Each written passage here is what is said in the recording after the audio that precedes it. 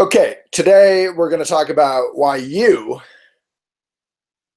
should become Buddhist. So, the world religions are beloved by all for many things. One of the things that people most love is how world religions always want to convert you to their truth. So, I remember one time growing up as a heathen Buddhist, liberal hippie in Boulder, Colorado. I went all the way to Denver, Colorado to the suburbs, and I was with my father and stepmother and all that, stepbrother, great people, feeding me delicious food. Eat more food. Oh, Waylon, it's so great to have you. Eat more food. Loving me, giving me good food. And in the middle of the lunch or dinner, my stepmom casually dropped the fact that I was going to hell.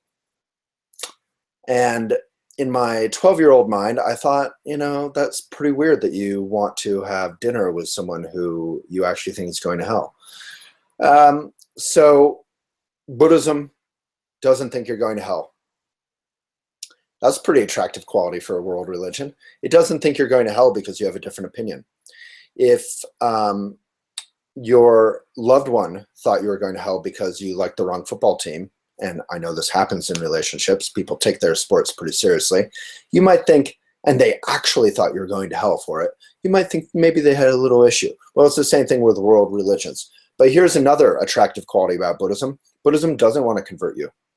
So the whole title of this video is sort of making fun of itself, which is another great thing about Buddhism, is hopefully it's a self-deprecating religion. Many Buddhists will call it a disorganized religion. You know how people say, I don't want to join any organized religion. Well, Buddhism doesn't want your credit card, generally, at least the communities I've been involved in. Shambhala community, there's a Shambhala center near you if you'd like to learn how to meditate, and you can go for free. And they don't try and sign you up or stick you in a closet like, what's that thing I did once? The foundation, the life force, I forgot what it's called. It's one of those culty things, and I went for a friend who was graduating, and before I knew it, they were like bringing us all into a separate room, trying to get us to sign stuff and join their little thing. Buddhism doesn't care. Buddhism is the, what was the video? God, that would be so funny if I could remember. The animal that doesn't give a care, doesn't care. Anyway, it's like a ferret. Anyway, Buddhism is like the thing that I can't remember of world religions. It's disorganized, doesn't want your credit card number. Even if it takes your credit card number, it'll probably lose it. Not lose it like two Chinese hackers, but lose it just like in the compost. And then here's what Buddhist people do care about. So the Dalai Lama, when asked this question, was much more eloquent than myself and more succinct. And he said, don't become Buddhist. Focus on what you do. Your religion, your agnostic or atheist way of life. Focus on being you more wonderfully. Focus on learning table manners, or being a good husband or wife or student, doing your homework.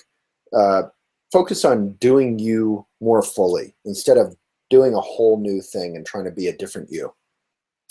And there's another wonderful one where people would always come to Pema Chodron and Trungpa Rinpoche, my parents' Buddhist teachers and friends, and would say, hey, I want to become a monk, I want to become a nun. And they would say, why? What's your motivation? Are you trying to get away from something? Are you trying to get away from difficult relationships? Are you trying to get away from the world and how difficult it is? Because that's not Buddhism. Buddhism is sitting in the fire and learning to relax with it. And none of this is said from the point of view of that you should like Buddhism or convert to it. The point is, Buddhism doesn't want to convert you, and you should be you.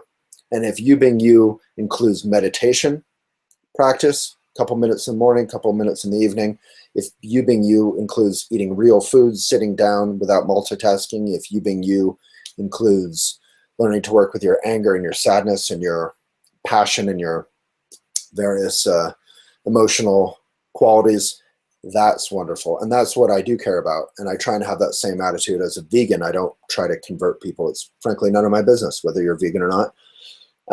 And even if I think it's my business, it's kind of none of my business. It is my business that hopefully, we don't eat factory farm foods. In the same way with Buddhism, it is maybe my business that you learn how to be okay with yourself and how to be a peaceful, happy person who can be of benefit to others. And that's all Buddhists want. Thank you so much.